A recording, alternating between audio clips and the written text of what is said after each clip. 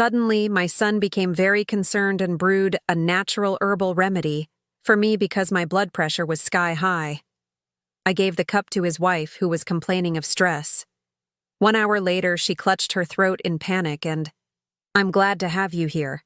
Follow my story until the end and comment the city you're watching from so I can see how far my story has reached. My name is Courtney, and I never thought that a simple cup of tea could reveal the darkness hiding in my own son's heart." At 60 years old, I believed I had seen enough of life's cruelties. But nothing prepared me for what I discovered that autumn afternoon when Henry brought me what he called his special herbal blend. It was a Tuesday in October when Henry knocked on my door, something that hadn't happened in months. Since his father died 19 years ago, our relationship had grown distant, reduced to obligatory holiday calls and the occasional awkward dinner.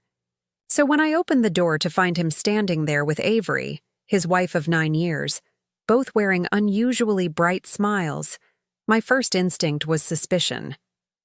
"Mom, you look tired," Henry said, stepping inside without waiting for an invitation. His eyes scanned my living room with an intensity I didn't recognize. "Have you been taking care of yourself?" The question struck me as odd.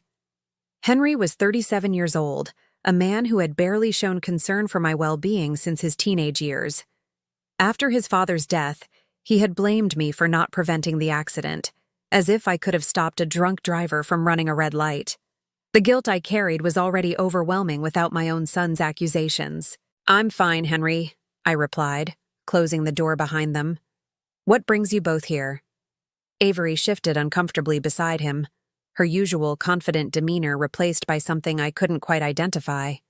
She avoided making eye contact with me, instead focusing on the family photos lining my mantelpiece. Her auburn hair was pulled back severely, and her hands trembled slightly as she clutched her purse. "We've been talking," Henry continued, settling himself on my velvet green sofa as if he owned the place. "Avery and I think you need more support. You're not getting any younger and living alone in this big house. Well, it's not safe." I felt a chill run down my spine. Just 2 months ago, I had received a call that changed everything. My brother Robert, the only family member who had ever truly understood me, had died suddenly of a heart attack. He left me his entire estate, including a beautiful property at Lake Tahoe and $350,000 in savings. It was a generous inheritance that provided security I had never known, but it also seemed to have awakened an interest in my welfare that had been dormant for years. "I manage perfectly well," I said, moving to the kitchen to put some distance between us. The familiar ritual of making coffee usually calmed my nerves, but today my hands shook as I measured the grounds. Henry followed me, his footsteps heavy on the hardwood floor. "That's exactly what I'm talking about, Mom. Look at you. You're clearly stressed. Your blood pressure must be through the roof." He was right about the stress, though not for the reasons he imagined. Since Robert's death, I had been struggling with grief and the sudden weight of financial decisions I had never needed to make. Robert had always been my confidant, the one person who called just to check how I was feeling. His absence left a void that felt impossible to fill. "I brought something that might help," Henry said, reaching into a canvas bag I hadn't noticed before. He pulled out a small mason jar filled with what looked like dried leaves and stems. "I've been studying herbal remedies lately.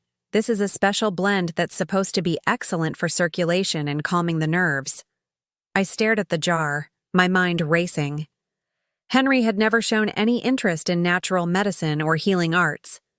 In fact, he had always mocked my own fascination with herbal teas and home remedies, calling them hippie nonsense whenever I tried to suggest alternatives to conventional medicine. "Where did you learn about this?" I asked, trying to keep my voice neutral. "Online research," he replied quickly, too quickly. "There are amazing resources now about traditional healing methods. This particular combination has been used for centuries to help with stress and blood pressure issues." As he spoke, I noticed Avery standing in the doorway between the kitchen and living room. Her face was pale, and she kept glancing between Henry and me as if she wanted to say something but couldn't find the words. When our eyes met, she looked away immediately. "Let me brew some for you right now," Henry continued, already moving toward my stove. "You'll feel so much better, I promise." The urgency in his voice unsettled me. This wasn't the casual suggestion of a caring son. It was something else entirely. I watched as he filled my kettle with water, his movements precise and practiced, as if he had done this before. "Henry, I appreciate the thought, but I already had coffee and—" "Mom, please." He turned to face me, his expression suddenly serious. "I know we haven't been as close as we should be since Dad died. I know I've been a disappointment as a son, but I want to change that. I want to take better care of you." The words hit me unexpectedly. I had longed for years to hear my son acknowledge our fractured relationship, to show some desire to rebuild what we had lost. Maybe I was being paranoid. Maybe this was genuinely his attempt to reconnect. "Avery's been encouraging me to reach out more," he added, glancing toward his wife. "Haven't you, honey?" Avery nodded stiffly, but something in her expression made me pause. She looked almost frightened. Her hands continued to tremble, and a thin sheen of sweat had appeared on her forehead despite the cool October air flowing through my kitchen window. The kettle began to whistle, and Henry moved quickly to remove it from the heat. He measured the herbal mixture into my favorite blue porcelain teacup, the one that had belonged to my grandmother. Watching him handle something so precious to me felt wrong somehow, as if he were defiling a sacred object. "This needs to steep for exactly 7 minutes," he said, pouring the hot water over the herbs. The liquid immediately turned a muddy brown color, and an unfamiliar bitter scent filled the air. The timing is crucial for maximum effectiveness. 7 minutes. Such a specific requirement for someone who claimed to have learned about herbal remedies through casual online research. I found myself studying his face, looking for any sign of deception, but Henry had always been good at hiding his true thoughts. "I don't know," I said slowly. "The smell is quite strong. Maybe I should start with something milder." "Nonsense," Henry replied, stirring the mixture with one of my silver spoons. "Strong medicine requires strong ingredients. Trust me, Mom." "Have I ever steered you wrong?" The irony of the question wasn't lost on me. Henry had made countless decisions throughout his adult life that had caused pain and disappointment. His sudden concern for my health felt manufactured, rehearsed even. Avery suddenly spoke up, her voice barely above a whisper. "Maybe Courtney would prefer regular tea today, Henry. This does smell quite intense." Henry's head snapped toward his wife, and for just a moment I saw something flash in his eyes that made my blood run cold. It was anger, pure and sharp, quickly masked by his practiced smile. "Avery's been dealing with some stress lately, too," he said, his tone deliberately casual. "Work has been overwhelming for her. Maybe she could benefit from this as well." I looked at Avery more closely. She did appear stressed, but not in the way Henry suggested. This wasn't the exhaustion of a busy teacher dealing with difficult students. This was the tension of someone carrying a terrible secret. "Oh, I couldn't," Avery said quickly. "I'm sure Courtney needs it more than I do." "Nonsense," I heard myself saying, though I wasn't sure why. "If you're both concerned about stress, there's certainly enough for 2 cups. I reached for another teacup, one of the matching blue porcelain set, and began to pour half of the steaming liquid from my cup into hers. Henry moved as if to stop me, then caught himself. "Actually, Mom, the dosage is calibrated for 1 person," he said. "If you split it, neither of you will get the full benefit." "Then let Avery have it," I replied, handing her the cup. "I can try it another time when you bring more." Avery's hands shook violently as she accepted the cup, and I noticed tears forming in the corners of her eyes. "Thank you," she whispered, though her voice carried no gratitude. Henry watched his wife with an expression I couldn't read. There was anticipation there, and something else that looked disturbingly like scientific curiosity. "Go ahead, honey," he encouraged. "It should still be warm enough." Avery lifted the cup to her lips, hesitated for just a moment, then took a small sip. Almost immediately, her face contorted with disgust. "It's extremely bitter," she said, setting the cup down quickly. "Effective medicine often is," Henry replied. "Try a larger sip. You need enough to make a difference." I watched this exchange with growing unease. Something about the way Henry was watching his wife, the intensity of his focus on her reaction, felt predatory. Avery took another sip, larger this time, and swallowed with visible effort. For a moment, nothing happened. Then her eyes widened with what looked like panic. "I feel," she began, then stopped, pressing her hand to her throat. "What is it?" I asked, moving toward her. "My throat," she gasped. "It feels tight, and my stomach." She doubled over slightly, her free hand clutching her abdomen. Henry jumped up from his chair, but instead of rushing to help his wife, he moved to the sink and began washing the jar that had contained the herbs. "It's probably just the strong taste," he said without turning around. "Some people have sensitive palates." Avery's breathing became labored, and beads of sweat broke out across her forehead. "Henry?" she called out, her voice strained. "Something's wrong." That's when I saw it, the look that passed across my son's face when he finally turned to acknowledge his wife's distress. It wasn't concern or surprise. It was calculation. The teacup slipped from Avery's trembling fingers and shattered against my kitchen floor, sending fragments of blue porcelain and brown liquid across the white tiles. She collapsed into the nearest chair, clutching her throat and fighting for each breath. And in that moment, as I watched my son's wife struggle with symptoms that came on far too quickly and severely to be coincidental, I realized that the herbal tea hadn't been intended for her at all. It had been meant for me. The next morning arrived with the kind of crisp autumn air that usually lifted my spirits, but I woke with a heaviness in my chest that had nothing to do with the weather. I couldn't stop replaying the events of the previous afternoon. The image of Avery clutching her throat burned into my memory like a warning I was only beginning to understand. Henry had rushed his wife to urgent care, claiming she must have had an allergic reaction to something she'd eaten earlier. He had been almost theatrical in his concern, holding her arm as she stumbled to their car, calling out reassurances about getting her medical attention immediately. But I had seen the way he hesitated before helping her. Those precious seconds where he watched her suffer with what looked disturbingly like scientific interest. I made my morning coffee in a different cup, unable to bear the thought of using any of my blue porcelain set. The sight of those broken pieces scattered across my kitchen floor had felt like an omen.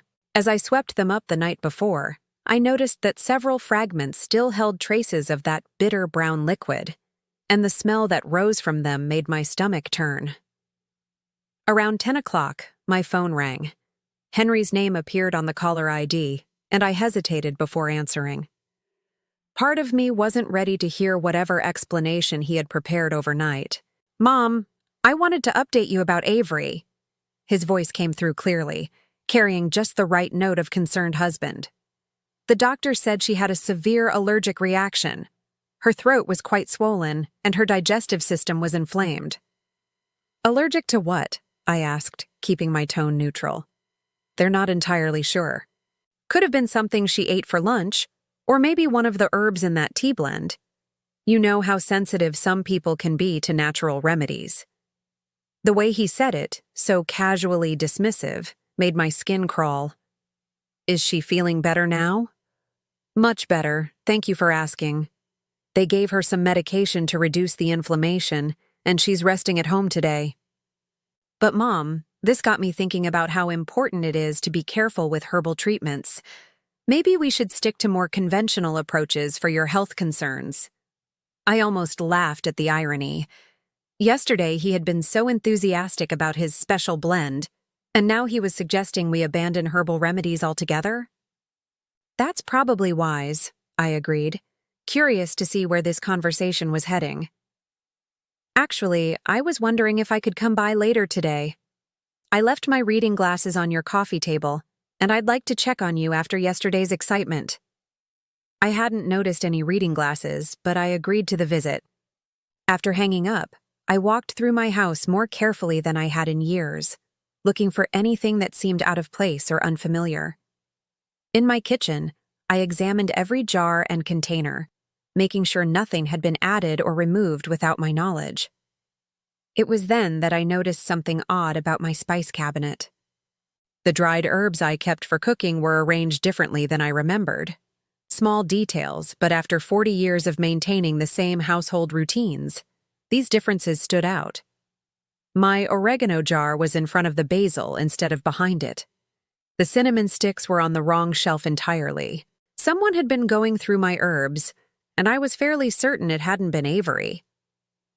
When Henry arrived that afternoon, he came bearing gifts, a bouquet of grocery store flowers, and a small paper bag from the health food store downtown.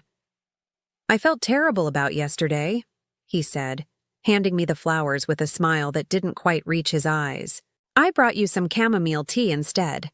Much milder and safer for someone with your blood pressure concerns." I accepted the flowers but eyed the paper bag with suspicion. "How do you know about my blood pressure?" Henry paused in the middle of removing his jacket. "You mentioned it yesterday, remember? You said you've been feeling stressed since Uncle Robert died." I hadn't mentioned my blood pressure at all, but I decided not to correct him. Instead, I invited him to sit down and made us both coffee with my regular, familiar grounds. As I prepared the drinks, I watched him in my peripheral vision. He was studying my living room with the same intensity as the day before, his gaze lingering on particular items with an expression I was beginning to recognize as acquisitive. "You know, Mom, this house is really too big for one person," he said, settling into my late husband's favorite armchair. "Have you thought about downsizing? Maybe moving into one of those nice senior living communities?" The suggestion hit me like cold water.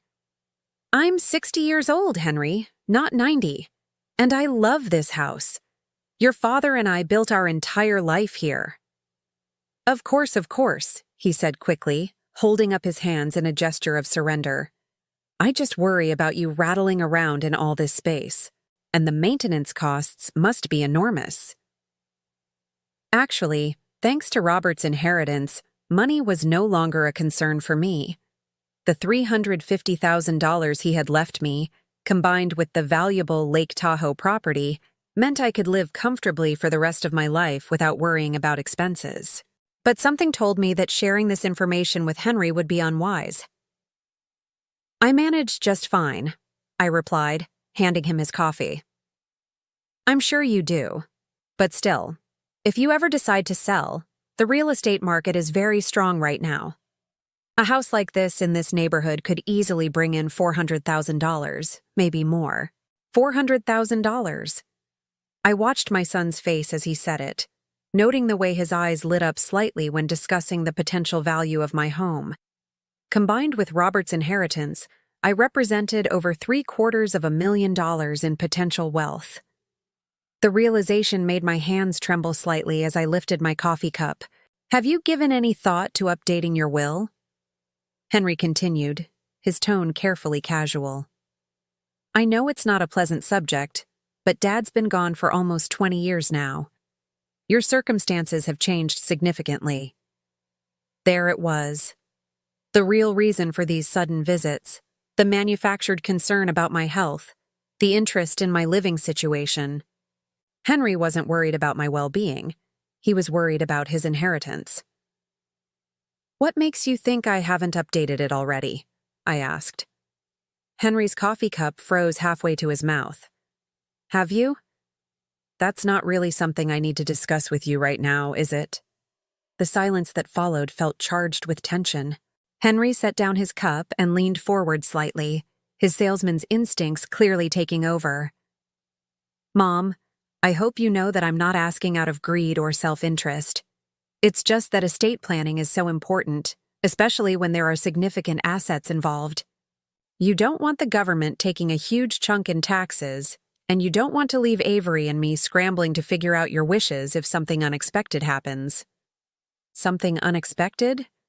"Well, at your age, health issues can arise suddenly, That's why yesterday scared me so much when you looked so tired and stressed. Heart disease, strokes, even accidents, they become much more common after 60. The way he said it, with such clinical detachment, sent a chill through me. It almost sounded like a threat disguised as concern. I'm perfectly healthy, Henry. My last physical showed no signs of heart disease.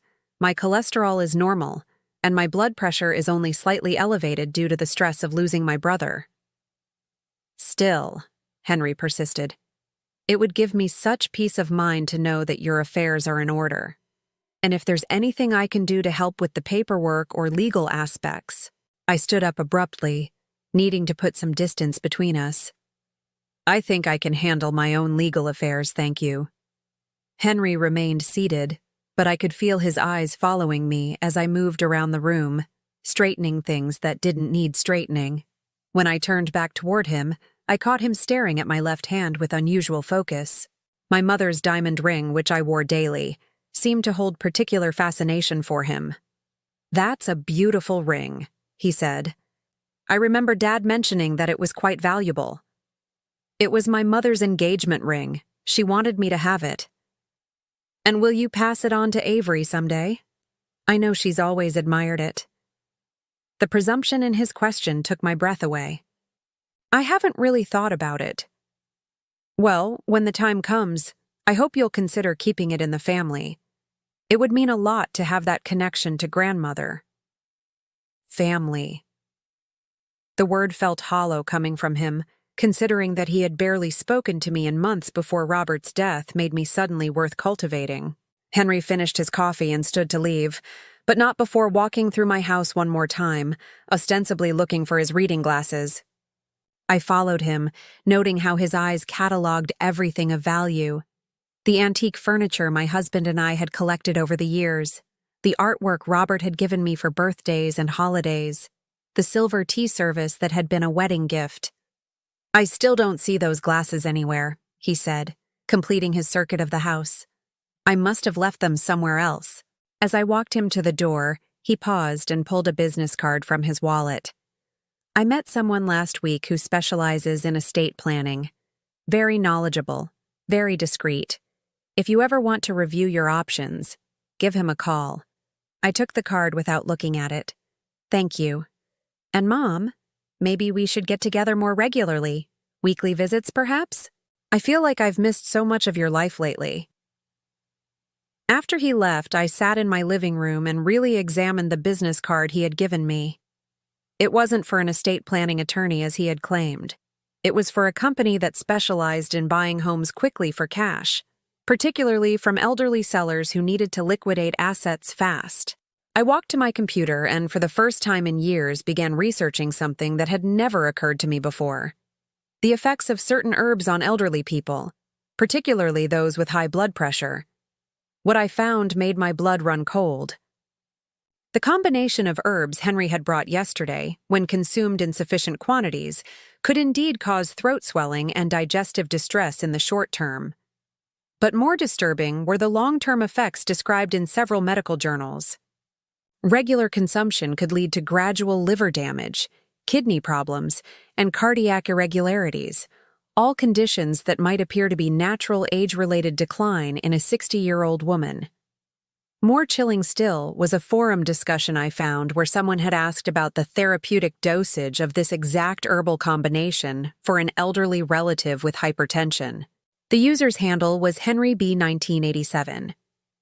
1987, the year my son was born. I printed out the forum discussion with hands that wouldn't stop shaking. The date stamp showed it had been posted 3 weeks ago, shortly after Robert's death had been announced in the local newspaper. 3 weeks ago, Henry had started planning my death. That evening, as I sat in my kitchen with the printed pages spread before me, I realized that yesterday's accident with Avery had revealed the true purpose of Henry's sudden interest in my health. The herbal tea hadn't been a loving son's attempt to help his stressed mother. It had been a test run.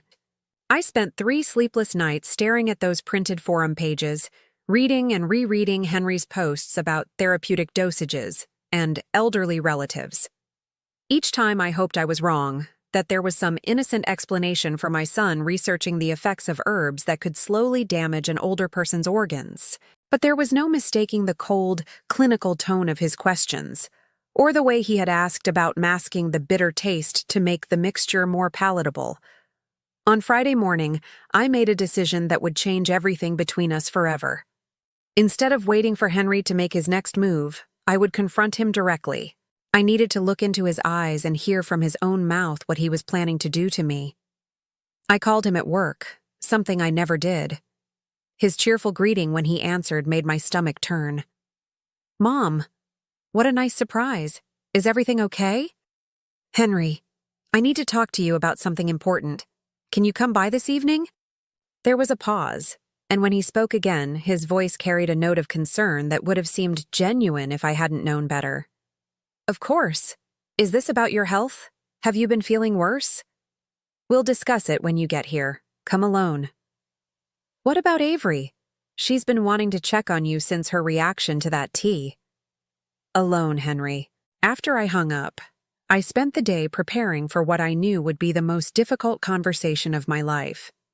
I printed out additional copies of his forum posts, including ones where he had asked about the cumulative effects of regular consumption, and whether the symptoms would be distinguishable from natural aging processes. The cold calculation in his words made me feel sick. Henry arrived at 7 o'clock sharp, carrying a bottle of wine and wearing the same forced smile that had become his trademark during these visits. He looked relaxed, confident, like a man who believed his plan was proceeding smoothly. "You sounded serious on the phone," he said, following me into the living room. "I brought your favorite Pinot Grigio. Maybe we can talk over a glass of wine." "I don't think wine is appropriate for this conversation." Something in my tone made him pause. For the first time since his visits had started, I saw uncertainty flicker across his face. I sat down across from him and placed the printed pages on the coffee table between us. "I found something interesting online yesterday." Henry's eyes fell on the papers, and I watched his face carefully. The moment he recognized his own posts, his entire demeanor changed. The fake warmth disappeared, replaced by something cold and calculating that I had never seen in my son before.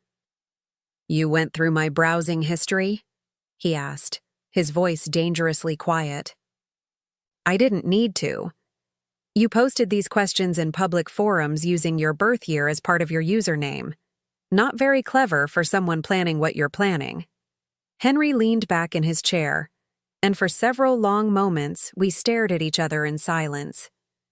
When he finally spoke, his voice was completely different from the concerned son act he had been performing. "So you know. I know that you've been researching ways to slowly harm elderly people using herbal preparations. I know that you brought me a tea blend specifically designed to cause organ damage over time. I know that when Avery accidentally drank it instead of me, you watched her suffer to see how effective it would be." Henry picked up one of the printed pages and scanned it casually, as if we were discussing a recipe rather than attempted murder. "You make it sound so sinister. I was researching natural health remedies for age-related conditions." "Don't lie to me anymore, Henry. I've read every post. You asked specifically about making symptoms appear natural, about dosages that would cause gradual decline, about masking bitter tastes. You even asked whether anyone would be suspicious if an elderly person died of apparent heart failure after months of declining health." "And what did you conclude from your detective work?" he asked, setting the paper down with deliberate calm. "I concluded that my son has been planning to kill me for my inheritance." The words hung in the air between us like a toxic cloud. Henry didn't deny them. Instead, he stood up and walked to my window, looking out at the garden where I had spent so many peaceful hours over the years. "Do you have any idea what it's like to be drowning financially while your mother sits on $750,000 in assets?" he asked without turning around. The casual admission hit me like a physical blow. He wasn't even pretending anymore. "Henry, if you needed money, you could have asked me. We could have worked something out." He turned around, and the expression on his face was one of pure contempt. Asked you? And listened to lectures about fiscal responsibility and living within our means? I've heard those speeches my entire adult life. So you decided to kill me instead? I decided to help nature take its course a little faster than it might otherwise.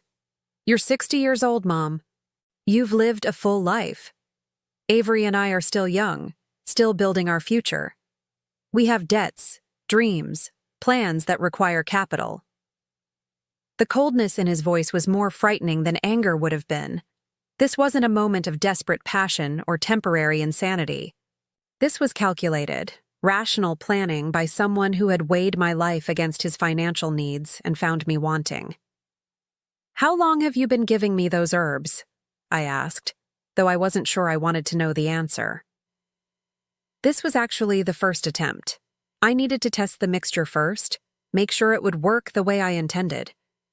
Avery's reaction was quite informative, though she experienced it much more intensely than you would have. The dosage was calibrated for someone your age and weight. I felt nauseated. He was discussing my planned murder with the same detachment he might use to describe a business transaction. And if I hadn't given it to Avery, if I had drunk it myself, you would have felt mildly unwell for a day or two. Nothing more dramatic than that. But your liver and kidneys would have begun processing toxins they weren't designed to handle. Over the course of several months, with regular doses, your organs would have shown signs of stress. You would have started feeling more tired, perhaps experienced some digestive issues, maybe some heart palpitations. And eventually, you would have had what appeared to be a natural heart attack or stroke.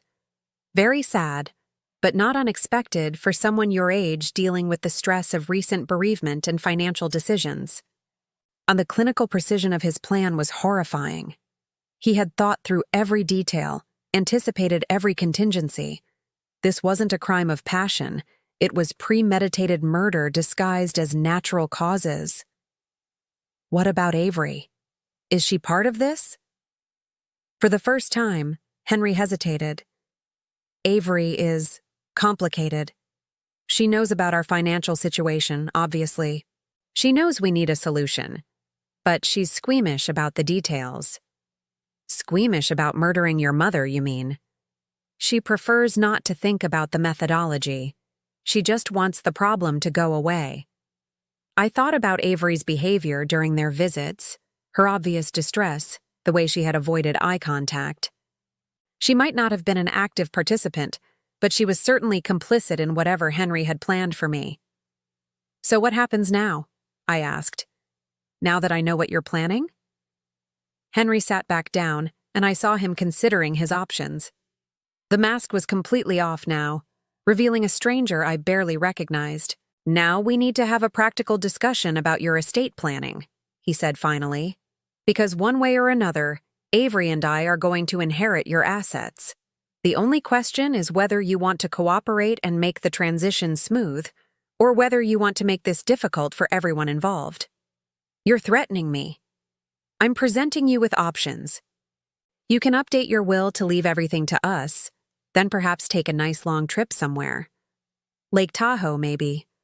Uncle Robert's property is quite isolated.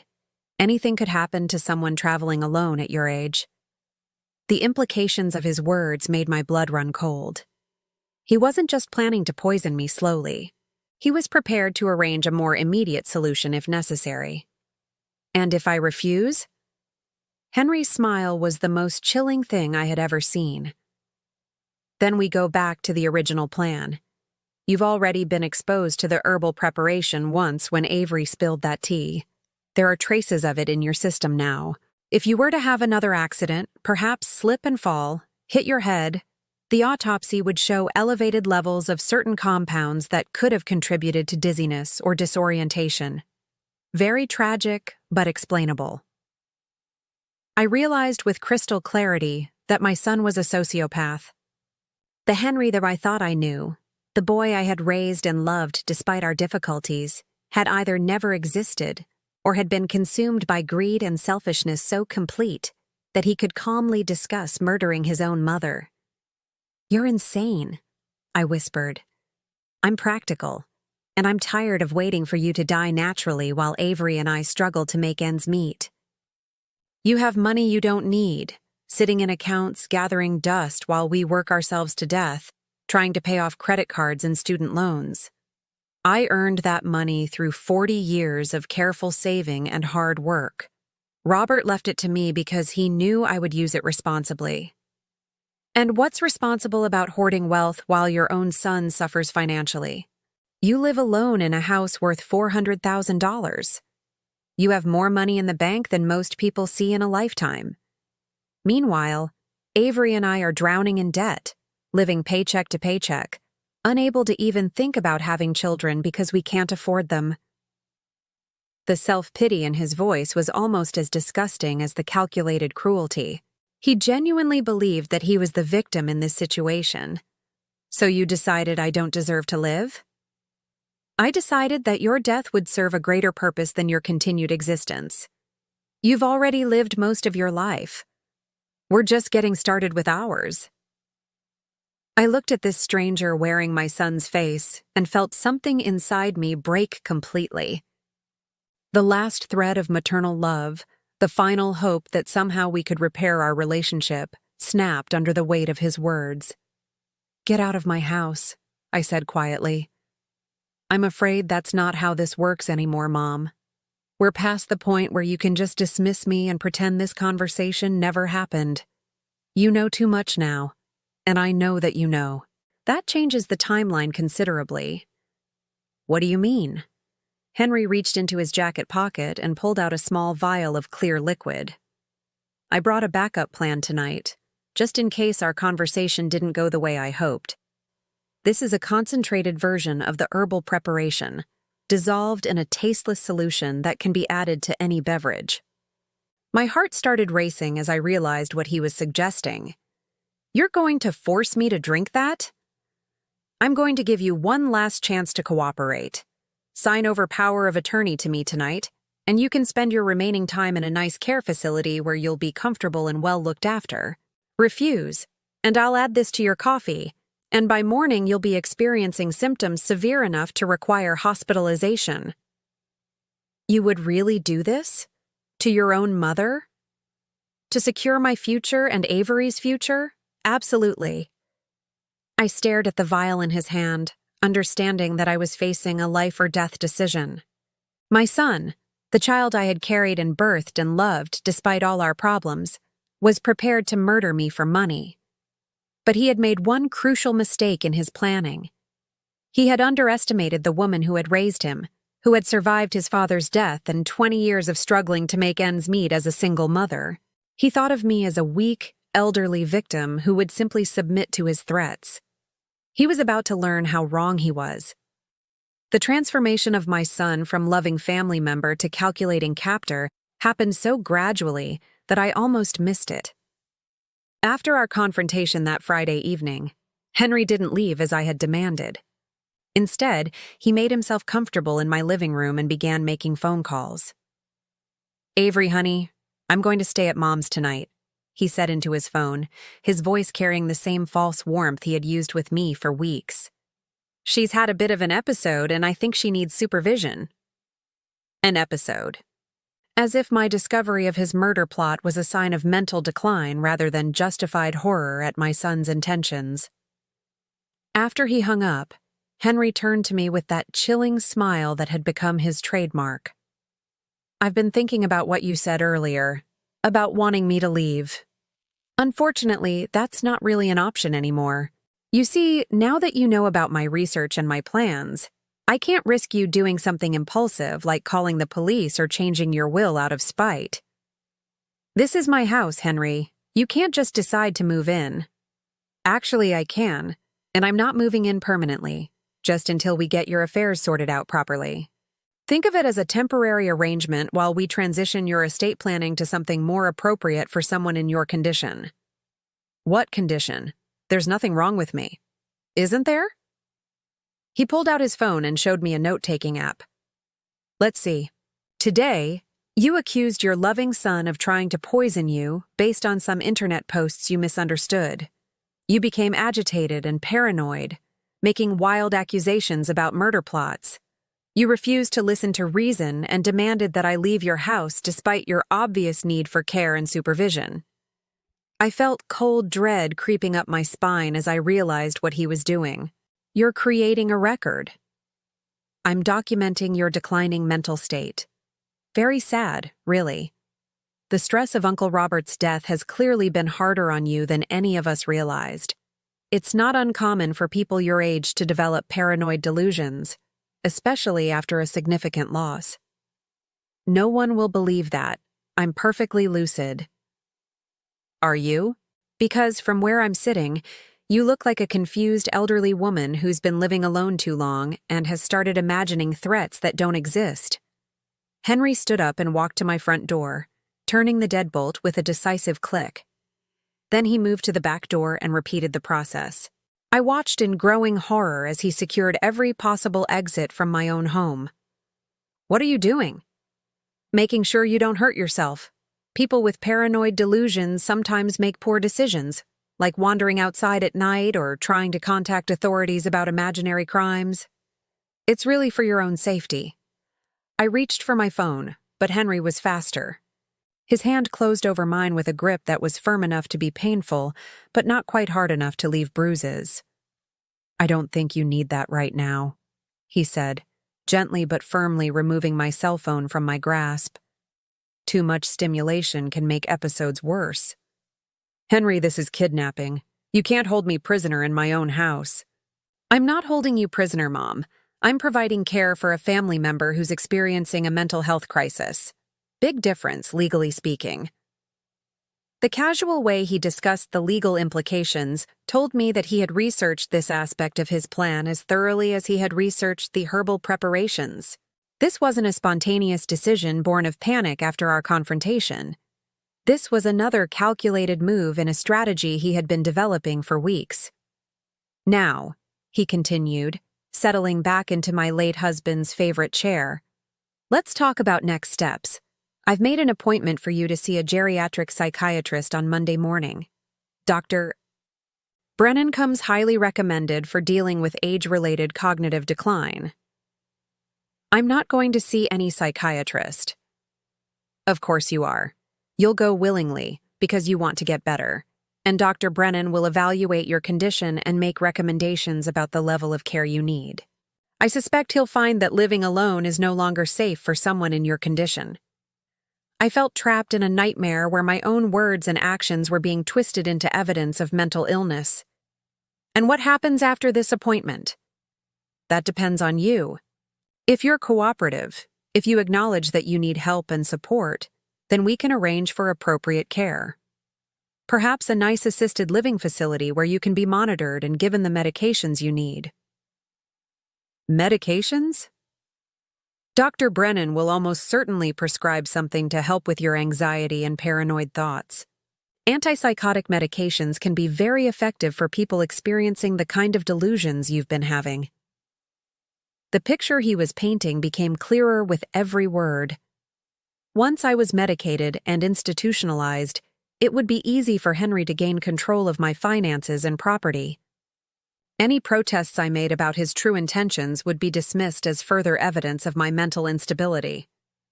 And if I'm not cooperative? Henry's expression hardened slightly. Then we implement more immediate solutions. You've already been exposed to herbal preparations that could cause confusion and disorientation. If you were to have an accident while in a compromised mental state, well, that would be a tragedy, but not entirely unexpected. I realized that I was completely at his mercy. He controlled access to my phone, my car keys, even my ability to leave the house. He had created a narrative that painted me as mentally unstable, and any resistance I offered would be interpreted as further proof of my condition. I need to use the bathroom, I said, hoping to buy myself some time to think. Of course, but I think it's best if you leave the door open. People with your condition sometimes have falls in enclosed spaces. The humiliation of having my privacy stripped away was almost as devastating as the fear. I walked to my bathroom with as much dignity as I could muster, acutely aware that Henry was watching my every move. In the bathroom mirror, I looked at myself carefully. I didn't look like a confused elderly woman. My eyes were clear, my posture straight, my expression alert. But I knew that appearance wouldn't matter if Henry succeeded in getting me evaluated by a doctor who was expecting to see signs of dementia or paranoid delusion. When I returned to the living room, I found Henry going through my desk drawers with systematic efficiency. "What are you looking for?" "Important documents. Insurance papers, bank statements, your will. It's important that I understand your complete financial picture so I can help manage your affairs properly. Those documents are private." "Not anymore. As your primary caregiver, I need access to all relevant information about your health and finances." He pulled out my current will, a document I had updated just 6 months earlier after Robert's death. I watched him read through it, noting the way his jaw tightened when he reached certain sections. "This is very generous to various charities," he said without looking up, "almost as if you care more about strangers than your own family." "I believe in supporting causes that matter to me." "Well, we'll need to revisit these allocations. Someone in your condition shouldn't be making major financial decisions without proper guidance." He found my bank statements next, and I saw his eyes light up when he confirmed the balance in my savings account.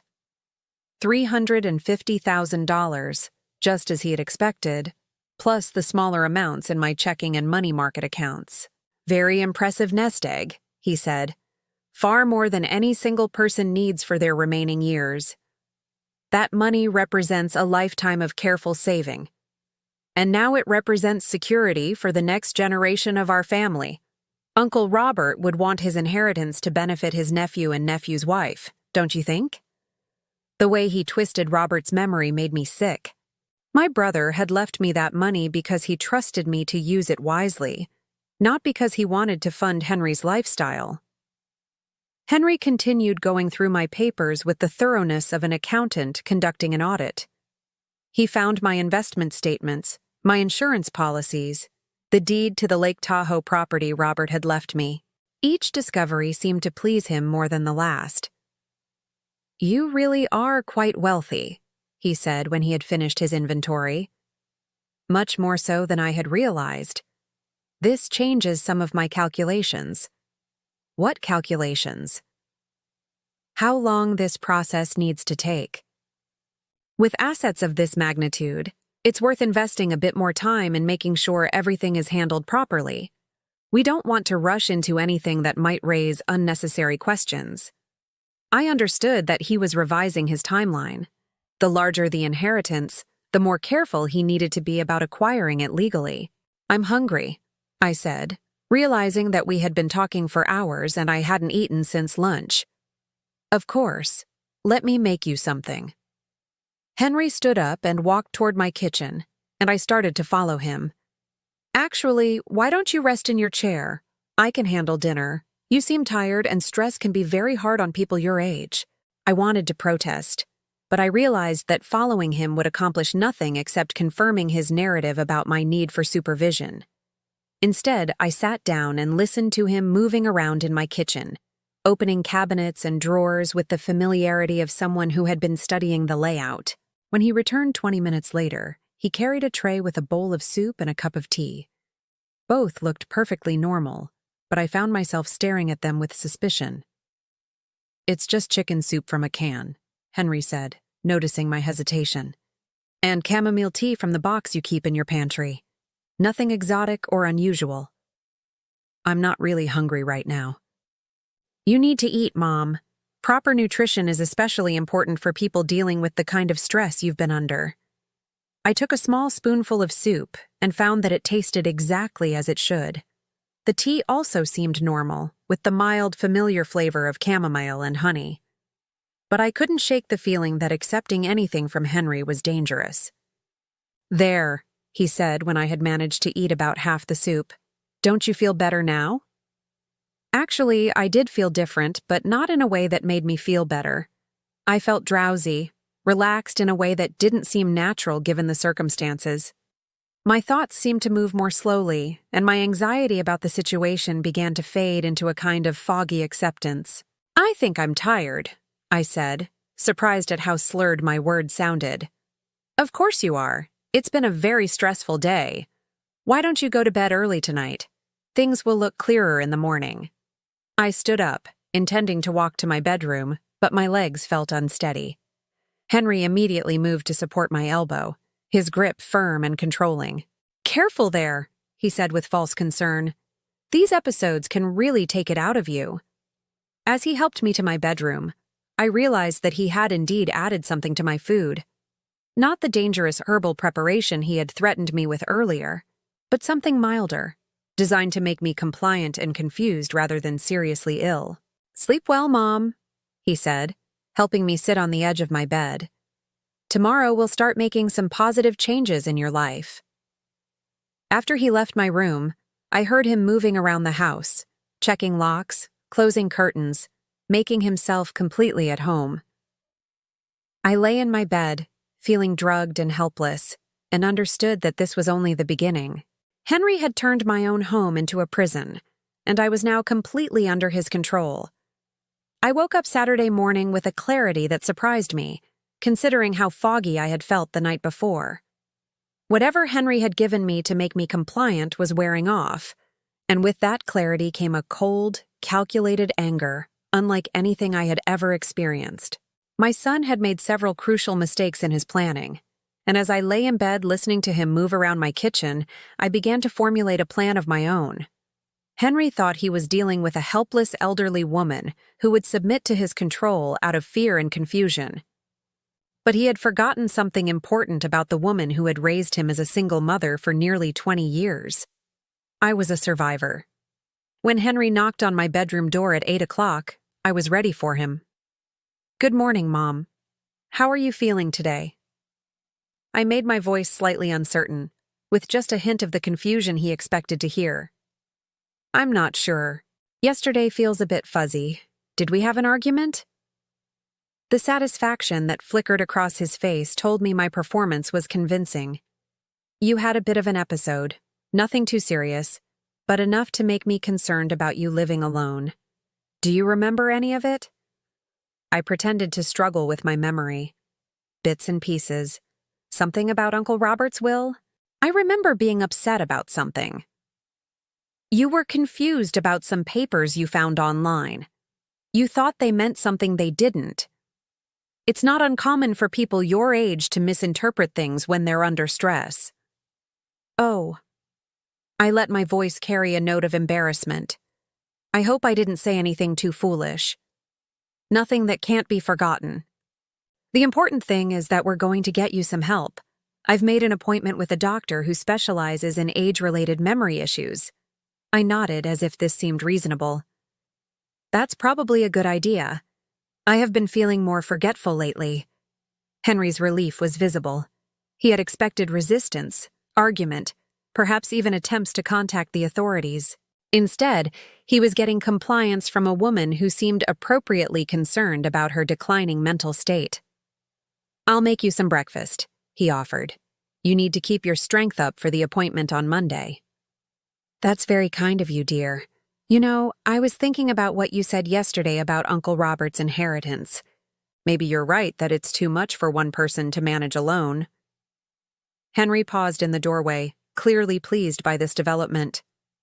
I'm glad you're starting to see the practical side of the situation. Managing significant assets requires expertise and energy that becomes more challenging as we age. Exactly. And I've been thinking about the Lake Tahoe property as well. I haven't even visited it since Robert left it to me. It seems wasteful to let it sit empty when it could be put to better use.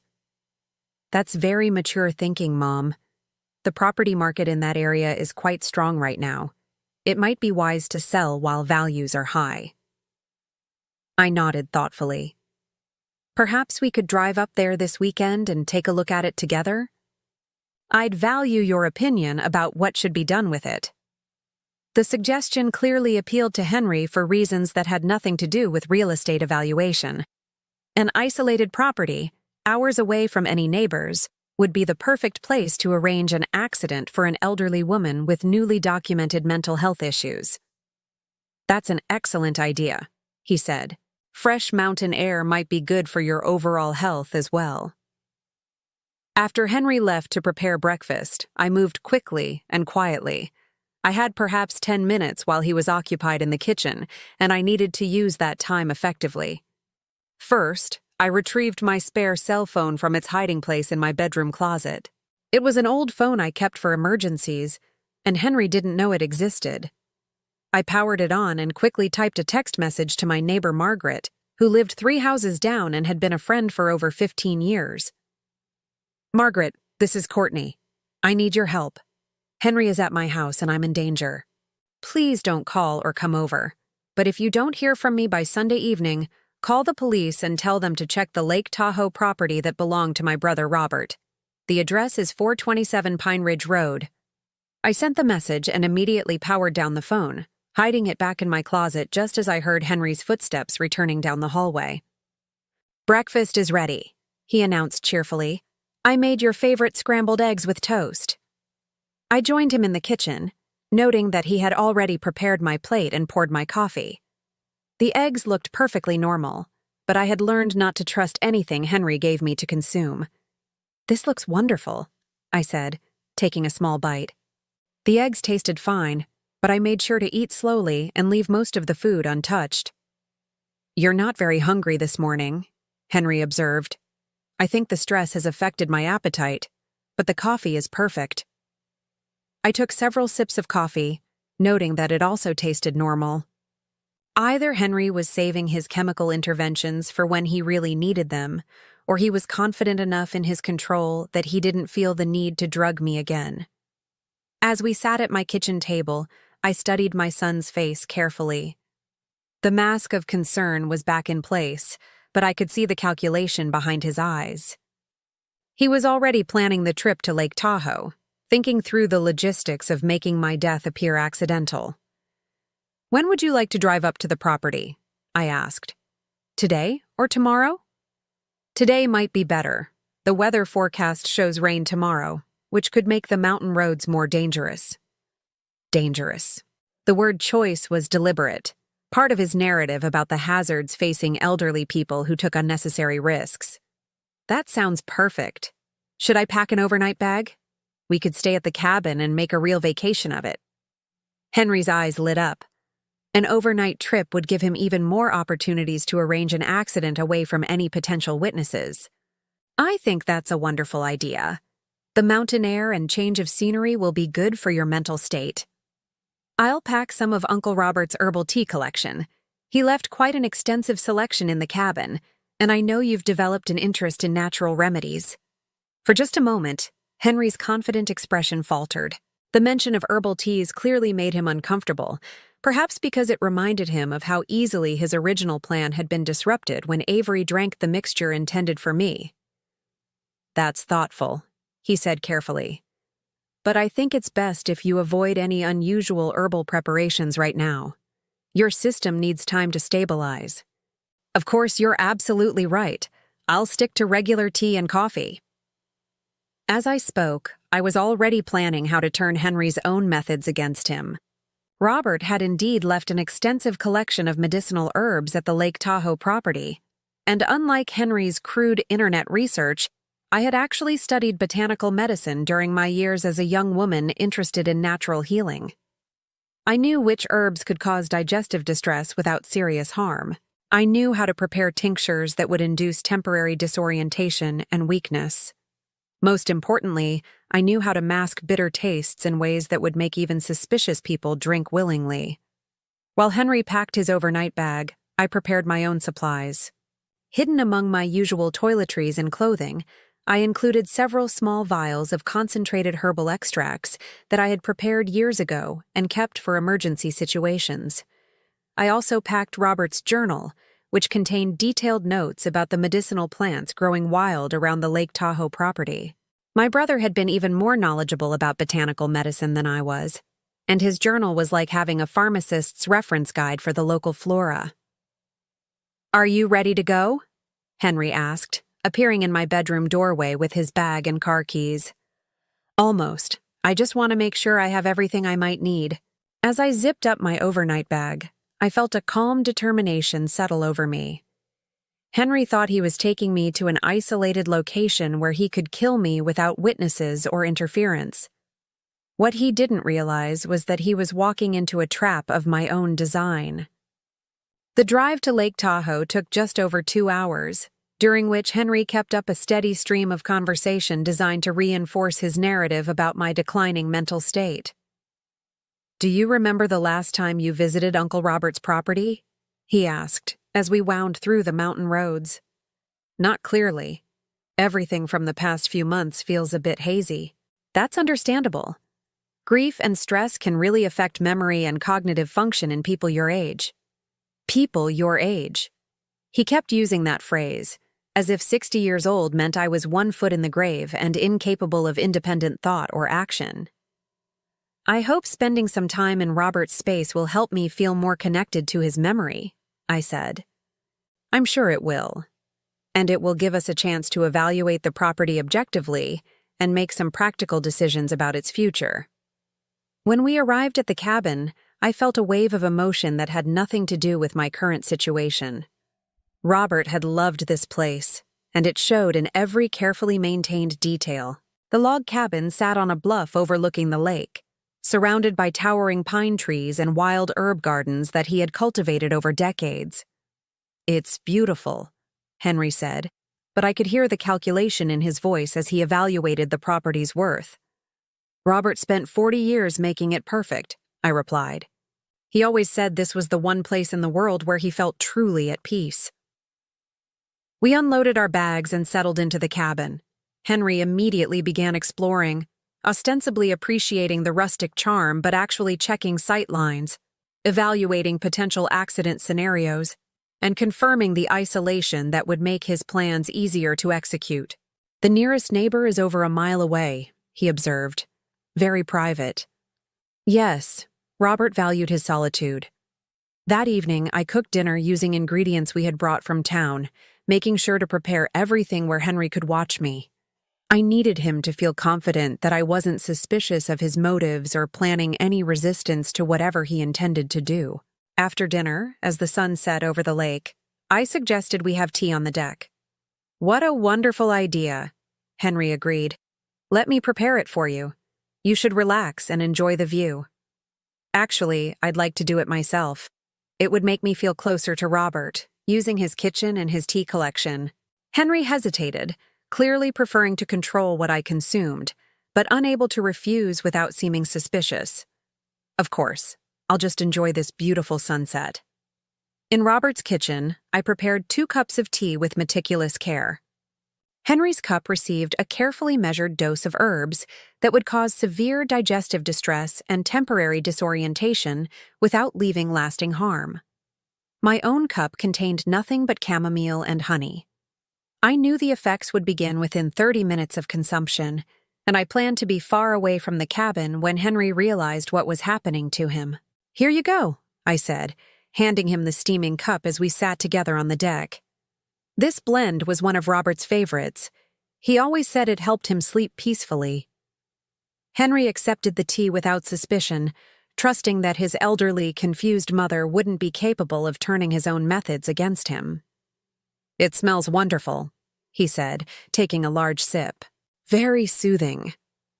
I watched him drink, feeling no guilt whatsoever about what I was doing.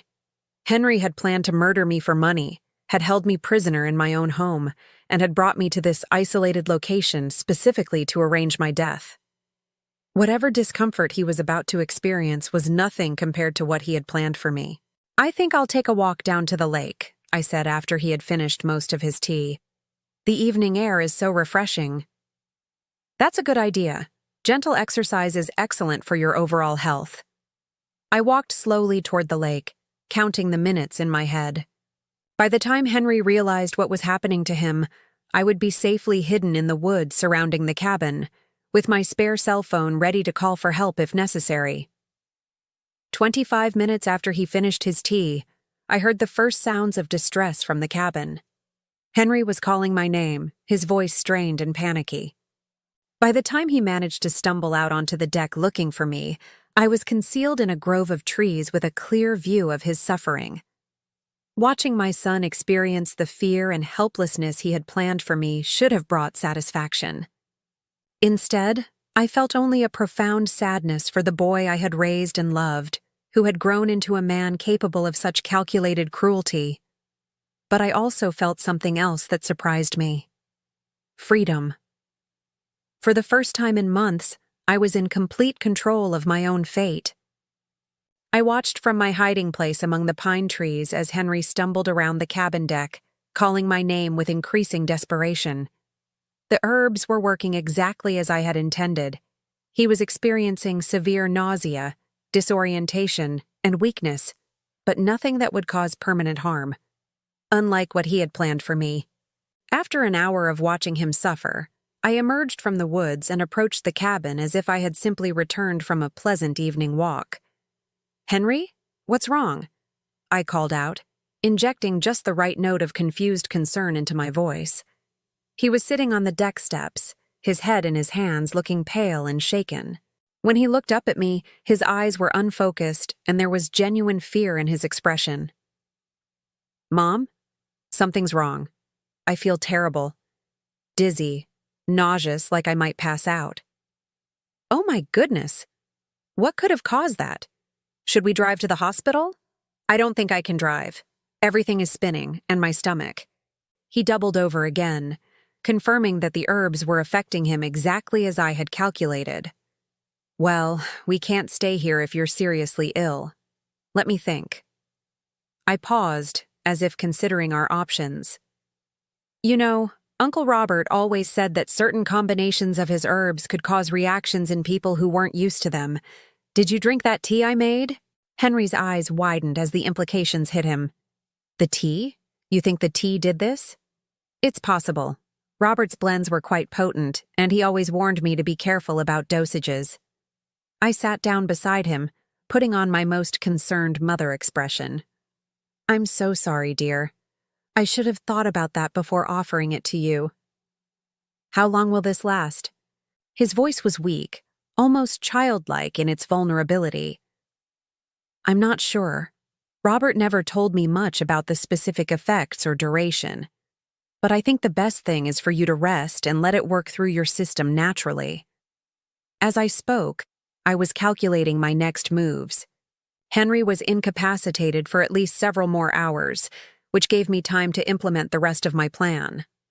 I helped him inside and settled him on the couch, bringing him water and acting like the caring mother he had been manipulating.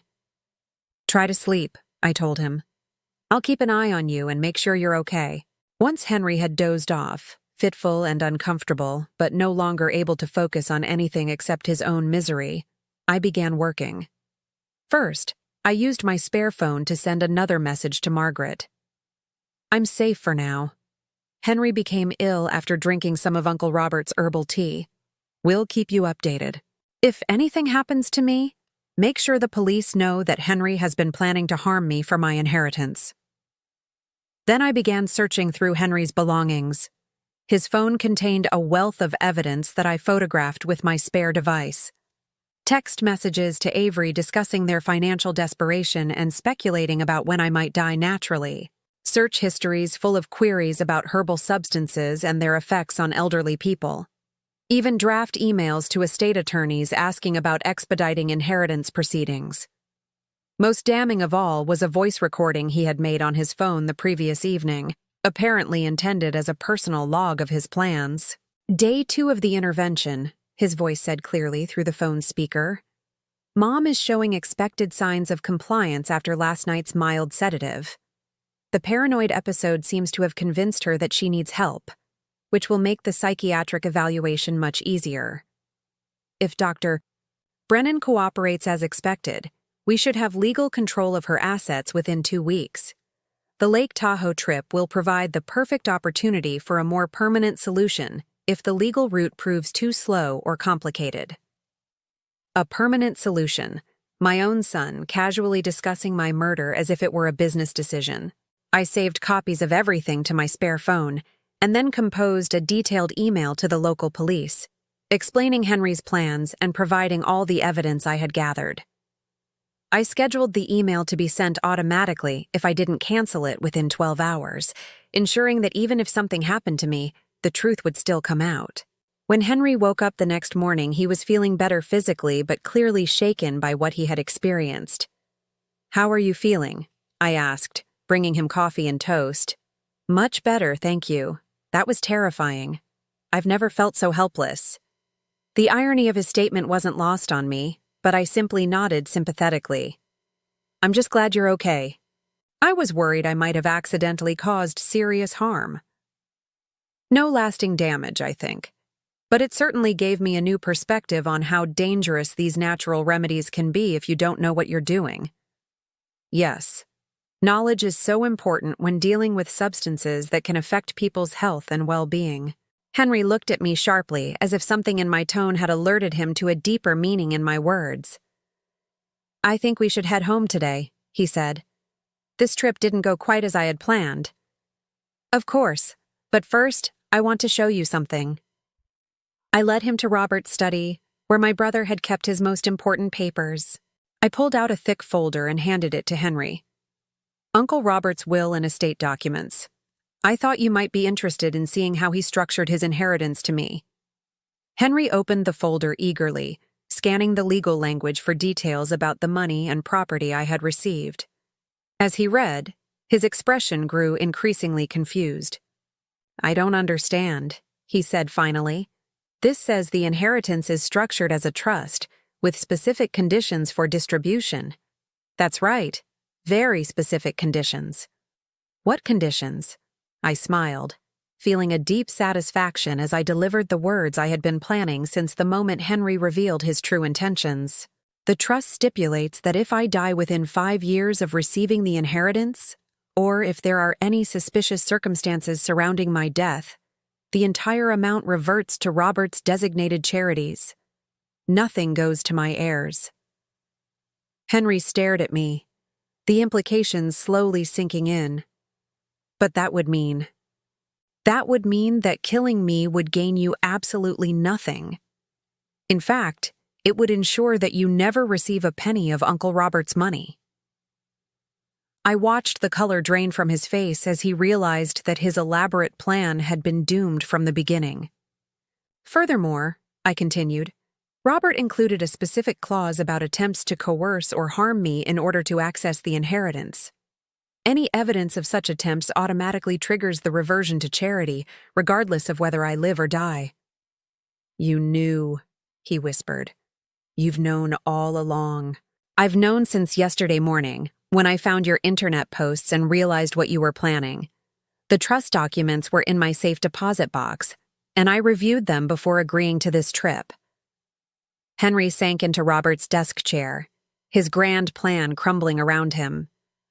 "So everything I've done has been pointless, worse than pointless. You've created a detailed record of attempted elder abuse and planned murder, all for an inheritance you could never have accessed through violence." I pulled out my spare phone and showed him the evidence I had gathered. "I have recordings, photographs, text messages, and your own voice memo describing your plans for a permanent solution to your financial problems. What are you going to do with that?" "That depends entirely on you." I sat down across from him, looking into the face of the stranger my son had become. "You have 2 choices, Henry. You can disappear from my life completely and permanently, or you can face the legal consequences of what you've attempted to do." "What do you mean, disappear?" "I mean you pack your things, you leave my house, and you never contact me again. No phone calls, no visits, no attempts to reconcile. You accept that you are no longer my son, and I am no longer your mother. And if I choose the legal route, then I turn over all this evidence to the police, along with testimony from your wife about your financial desperation and planning sessions. You'll face charges for attempted poisoning, elder abuse, kidnapping, and conspiracy to commit murder." Henry was quiet for several long minutes, processing his options. Finally, he looked up at me with something that might have been respect. "You planned this perfectly. I learned from an expert. You taught me a great deal about manipulation and long-term planning over the past few weeks." And there's really no way for me to inherit anything from you? None whatsoever. Robert made sure of that. He saw something in you years ago that I was too blind to recognize. That's why he structured the trust the way he did. Uncle Robert never liked me. Uncle Robert saw through you. He knew that if something happened to me, you would be the most likely suspect. So he made it financially pointless for you to harm me. Henry stood up slowly, moving like a man who had aged decades in the space of a single conversation. What about Avery? What about her? Will you tell her what I planned? That's between you and your conscience. But I will say this. She deserves to know who she married before she wastes any more of her life with you. We drove back to Sacramento in complete silence. When we arrived at my house, Henry collected his belongings without a word and loaded them into his car. As he prepared to leave, he turned back to me one final time. I really needed that money, Mom. Avery and I are drowning in debt, and I couldn't see any other solution. You could have asked for help. You could have talked to me honestly about your problems. Instead, you chose to see me as an obstacle to be eliminated rather than a mother who might have been willing to support you. Would you have helped? Really? I considered the question seriously. Before all this? Probably. I would have found a way to assist you without compromising my own security. But now? After learning what you're truly capable of? No, Henry. I would never trust you with $1, much less my life savings. He nodded, accepting the finality of what had been lost between us. I'm sorry. I'm sure you are. But some lines, once crossed, can never be uncrossed. I watched him drive away, and for the first time in months, I felt truly safe in my own home. 3 weeks later, I received divorce papers in the mail addressed to Henry at my house. Avery had apparently learned about his plans, either from him or through her own investigation, and had made the same choice I had made. She would rather be financially struggling and safe than married to someone capable of murder for money. I moved to the Lake Tahoe property permanently, finding peace in Robert's carefully cultivated sanctuary. The inheritance money allowed me to live comfortably while supporting causes I believed in, exactly as Robert had intended. Sometimes I still think about Henry, wondering if he learned anything from our final confrontation, or if he simply moved on to another scheme with another potential victim. But mostly, I try not to think about him at all. I had spent 60 years learning the difference between family and blood relations. Family are the people who love you, support you, and want the best for you, even when it's inconvenient for them. Blood relations are just people who happen to share your genetics. Henry had proven conclusively which category he belonged in. As for me, I discovered something valuable in those dark weeks when I thought my own son was planning to kill me. I learned that I was stronger, more resourceful, and more capable of protecting myself than I had ever imagined. That knowledge was worth more than any inheritance. Now I'm curious about you who listened to my story. What would you do if you were in my place? Have you ever been through something similar? Comment below, and meanwhile, I'm leaving on the final screen 2 other stories that are channel favorites, and they will definitely surprise you. Thank you for watching until here.